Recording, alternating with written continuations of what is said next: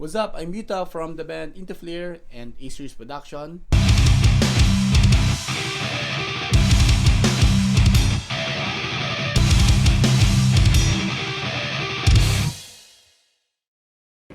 So ngayon, today is Friday, 1:30.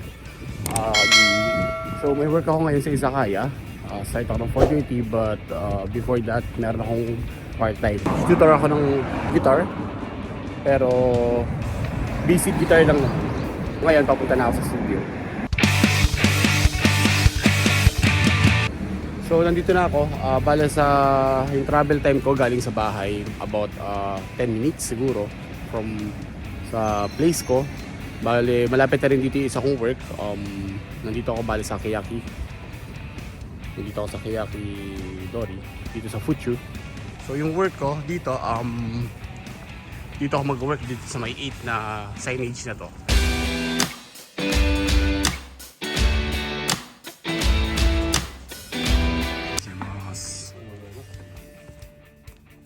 So bale siya yung tinuturoan ko ng guitar dito. Nakadasang. Ito, hello dake. ハロー、こんにちは。どうもどうも。いつもユタ先生にお世話になってます。Yung ginagawa ko dito, hindi naman talaga traditional na pagkaturo ng gitara. Yung mga theory ganyan. Although may ganun. Kaya lang more on contemporary. Ayun, tsaka ako yung nagmi-mix nung, kasi hindi siya masyadong sanay mag-mix ng gadgets. So, ako rin din yung nagmi-mix ng gadget niya, yung digital effects niya. So, ito yung rig niya pala. Ayun. So, 2 hours ako magtuturo dito before ako pumunta sa pinaka main job ko. So, yun, tapos na ako mag-tutorial. It is now 4 PM in the afternoon dito sa Japan. So, nandito ako ngayon sa Keyaki Dori, Fuchu. Papunta na ako ngayon sa work. 4:30 ang start ko. So, nandito ako ngayon.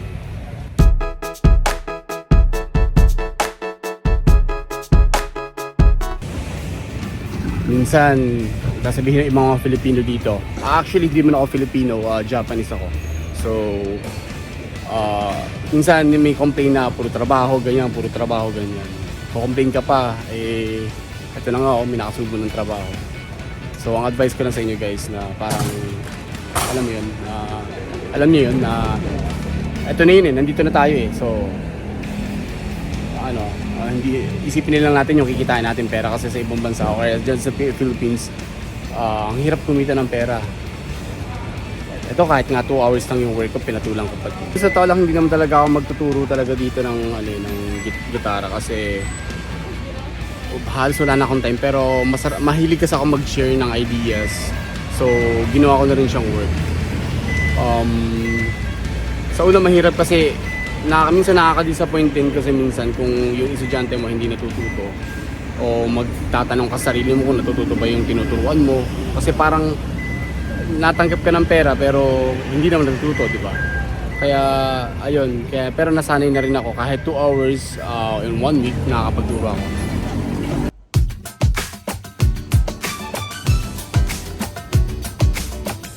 Everyday, nandito ako na. Ito yung pinaka-regular work ko dito.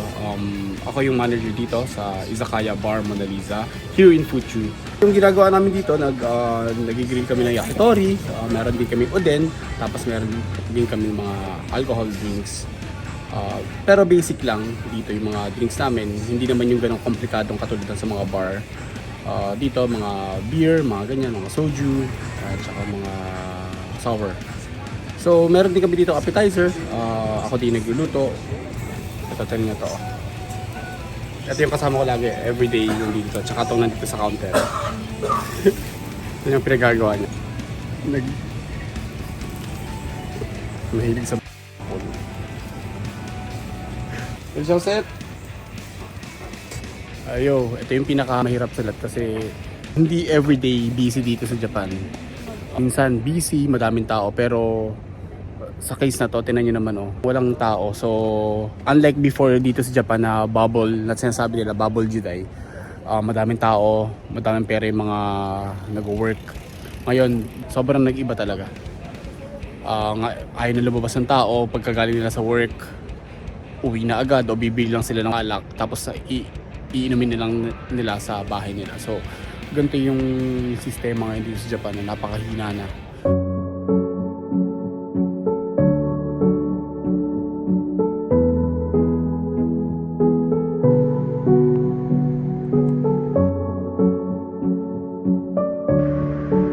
So today is Saturday.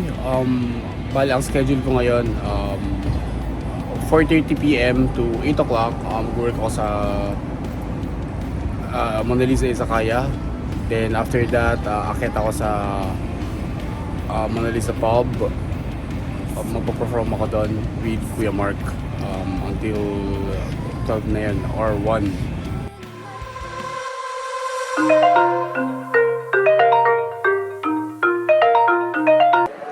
So yun, nandito medyo early ang dating ko dito, napaaga sa work ko kasi actually hindi pa ako natutulog. Nung simula kanina umaga may kumatok sa bahay ko na kailangang mag-ayos ng bahay kasi gawa ng mga daga. Ngayon, ginising nila ako, then pinalis nila ako sa bahay kasi nga mag-spray sila. So ngayon, mabuti na rin yun kasi isang oras na lang mag-start na yung work ko. Much better na early kang dumating sa working place mo. Dito sa Japan kasi, pag may appointment ka, dapat pinaka-sagrado sa kanila yun yung oras. Dapat yung time mo, mas advance ka sa kanila. So, pag may meeting ka, may meet kang may nga tao, so kailangan mo mas maaga doon. Kahit sa work, kasi kahit 1 minute ka lang malate, talagang big deal na sa kanila yun.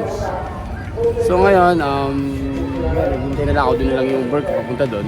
Naghintay lang ako ng 4:30. No, before 4:30, 10 minutes before. Advice ko lang sa inyo sa work dito.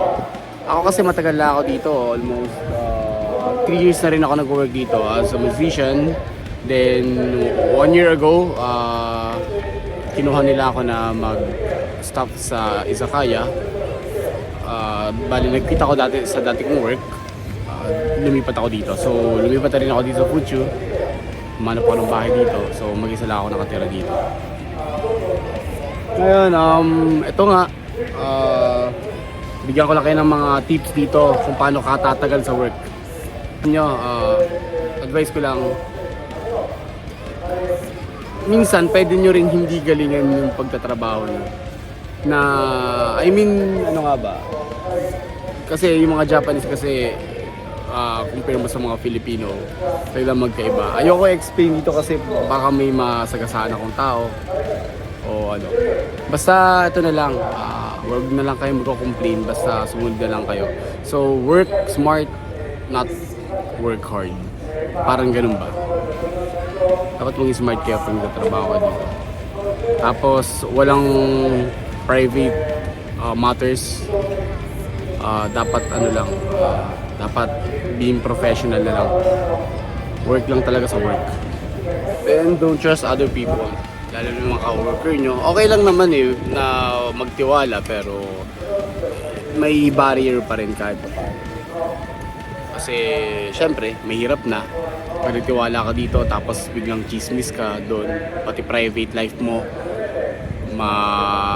makikilala ka ng madaming tao, kahit hindi mo kilala.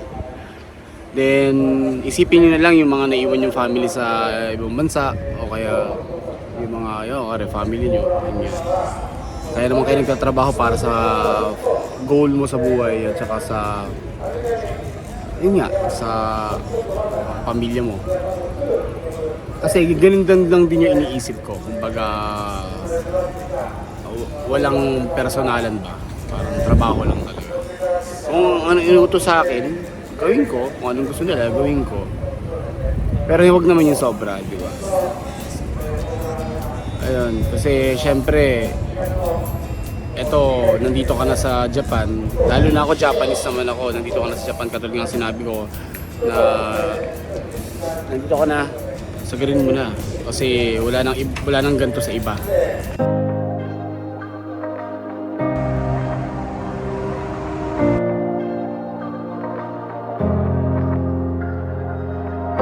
So what's up? Ngayon tapos na ako sa isang round ko sa pagtatrabaho dito sa Izakaya. So after this, akyat na ako sa taas.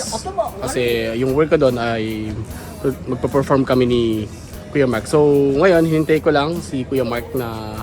So, eto si Kuya Mark. Ang bilis mo na dintay ah. So hinintay ko lang si Kuya Mark na dumating. Galing ka ba saan, Kuya? Saan ka pa galing? Galing pa akong Nishikoyama, medyo siguro mga almost 1 hour din yung pagbiyahe ko. So, yun. Bale, si Kuya Mark, naggagawa din siya ng, meron din siyang YouTube channel. At madami siyang business. Alam ko, business coach kasi siya eh. So, ito, Kuya Mark, baka may gusto ko sabihin. Sige, kung gusto niyo makita yung mga yung mga video ko, saka yung mga konting coaching career ko, makikita niyo doon. Visit niyo yung channel ko, Negosyanteng Musikero. Okay, di ba? Ang ganda. Okay. Negosyanteng Musikero kasi musikero kami ni Yuta. At the same time, negosyante rin ako. Yun. So, Kuya, baka meron kang gusto kong i-advise sa mga, yung kuwari, sabihin natin mga Filipino na gustong pumunta dito o kaya magtrabaho dito sa Japan. Kasi si Kuya kasi veterano na rin to eh, sa larangan ng di ba? So ikaw Kuya, may advice, konting advice lang. Siguro yung mga gusto magtrabaho sa Japan, advice ko lang, siyempre kailangan pag-aralan yung mabuti. Kasi hindi siya ganun kadali. Kailangan mo talagang pag-aralan yung from the start. Kasi yung iniisip ng iba, kahit ako dati nasa Pilipinas ako, pag nakarating ako ng Japan, yayaman na ako. Kasi yun yung, di ba, Japan sagot sa... Kahirapan. Kahirapan, di ba? Ganun. Pero That's hindi bullshit. Siya ganun. Hindi siya ganun. Kaya dapat pag-aralan yung mabuti at kung may mga goals kayo, continue lang, focus lang kayo doon. Huwag kayong magpapadala sa mga nakapaligid sa inyo kasi sobrang toxic. Okay. So yun, pupunta na kami sa taas para tumugtog. So, see you there.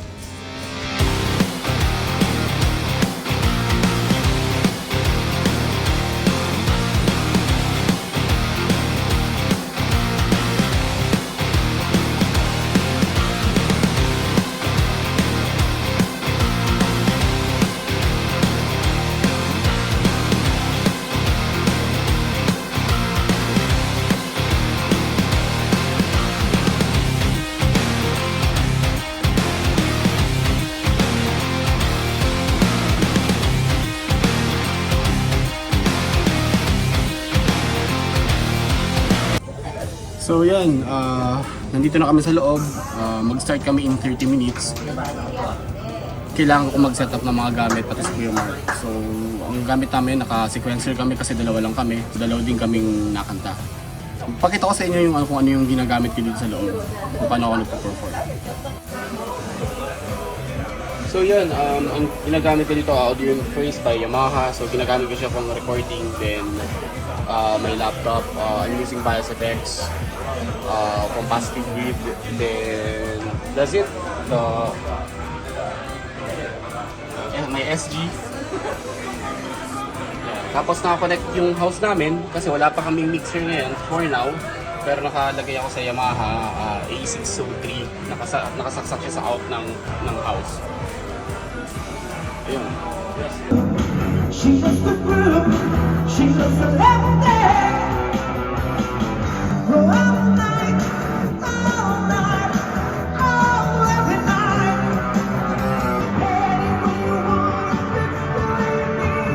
Anywhere you want, So yun, after namin sa taas, bale ngayon ay 12:20. It is 12:20, 12:20 na ng gabi. So close na sa taas. Ngayon, ang schedule ko ngayon ay babalik ako dito sa baba para ako yung aalis yung mga part-timers, then ako na yung papalit sa kanila, ako na lang yung mag-work dito sa Izakaya. Yun, pauwi na tayo, tapos na yung trabaho ko. Pagtataka kayo kung bakit ako sobrang magtrabaho dito. Wala nang pahinga. Kumbaga yung pahinga ko o bakasyon ko, 4 na oras sa bakasyon, masaya na ako nun. Kasi mga Japanese ganun talaga dito. Kaya lang ako, ang ginagawa kong bakasyon, umuwi ng Pilipinas kasi isang buwan kasi ako nawawala dito pag nagbakasyon ako sa Pilipinas. Isang buwan. So mas masaya na ako dun kaysa naman sa nakatunga nga lang ako dito lang ginagawa. Diba? Mas maganda yung yun. So pag nagbakasyon naman ako, talagang mahaba. with my family in the Philippines. So shoutout ko nga lang pala yung shop namin doon sa Pilipinas, sa Studio M. Punta kayo doon. Sino gusto mong paganda, magpaayos, makeup, facial, at saka sa mani peds. Malapit na ako sa bahay ko, siguro mga 5 minutes sa bahay na ako. Ito na talaga yung the best part, umuwi ng bahay. So doon, pagka uwi ko, training muna ako para sa ano ko. Training kasi ako sa parang bang muscle training ba? Parang gano'n. Para mag-stay fit ako. Tsaka yung stamina ko tumagal. Doon din. After nun, ready lang ako, prepare lang ako para sa pagtulog ko. Before ako matulog, nag-training muna ako sa gitara. Doon ko ipapasok yung music. Kahit mga 2 oras, 1 oras, ganyan. Mahawakan ko yung gitara ko, makapag-practice ako. Matrain ko yung daliri ko na hindi siya tumigas. Parang gano'n. Para mag-stay lang siya na kumbaga nasa pulso lang. Tapos doon ko ipapasok yung sa recording. Titingnan ko, chinecheck ko yung pagre-record ko, yung mga kanta na ni-record ko. Kaya hindi ko matapos, kaya ang tagal. Kasi ganito yung ginagawa ko araw-araw. Minsan pagod na, hindi ko na kaya talaga. Hindi na kaya. Pag nag-training ako, o kaya nagpa-practice ako, minsan kalahati tulog. Pero ayoko kasi pabayaan yun eh. Kailangan ko maging strict sa sarili. Ayun. So, ito malapit na ako. Ang sarap din nag-vlog. Actually, ang sarap mag-vlog habang maaga yung wala kang nakikitang mga tao. Ganito. Sarap. Kasi parang may kasama ako habang pauwi ng bahay. Hindi nakaka-bore pag ganito. Kasi naulan ngayon, kaya medyo parang tapos ka-allergy pa ako sa pollen. Next time, mag-vlog ako about sa studio dito. Takbo naman tayo sa music ulit. So, see you next time.